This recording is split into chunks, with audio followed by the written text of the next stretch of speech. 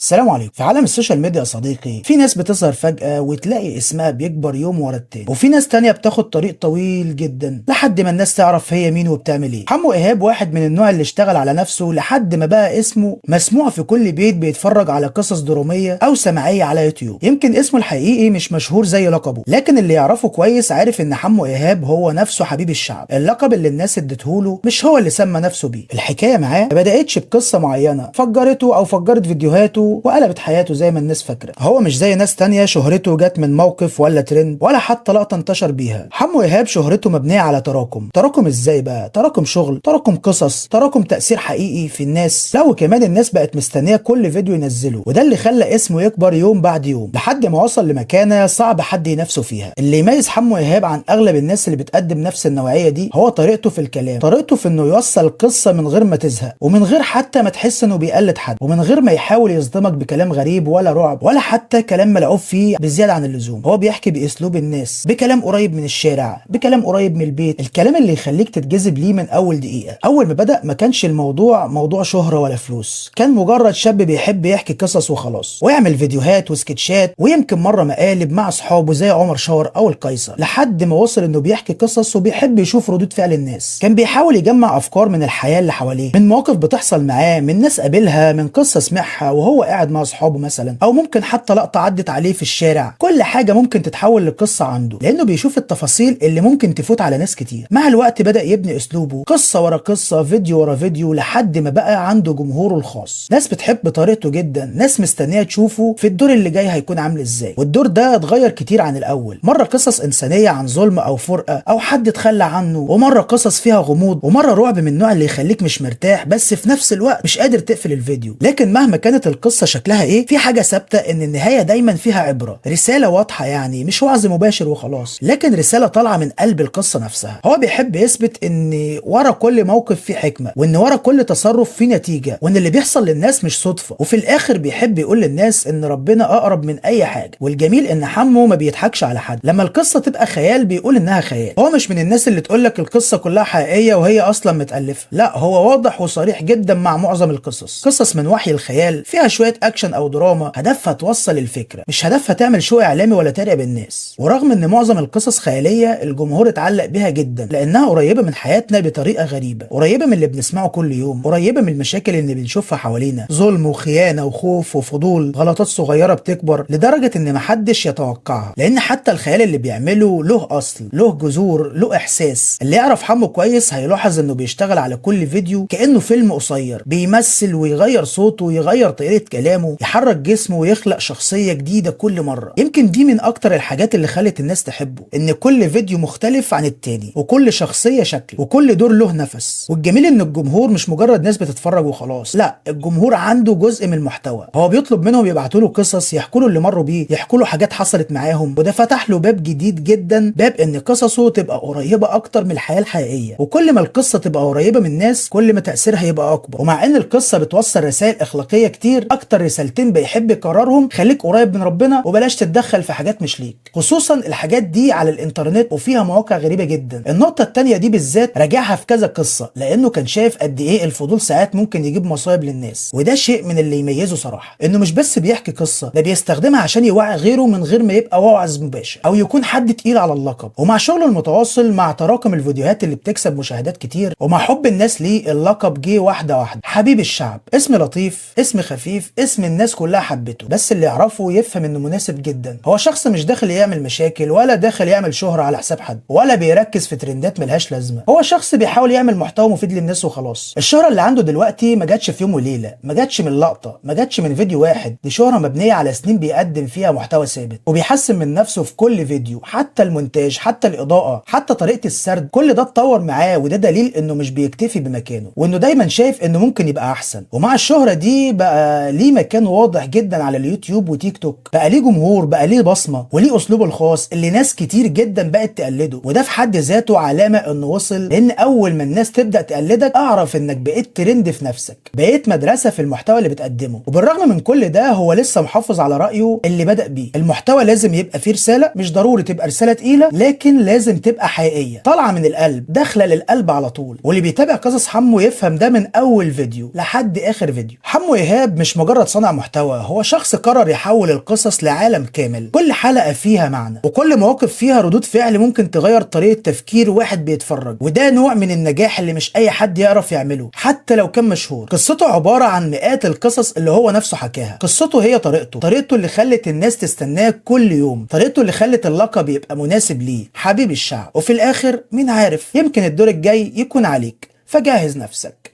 والسلام.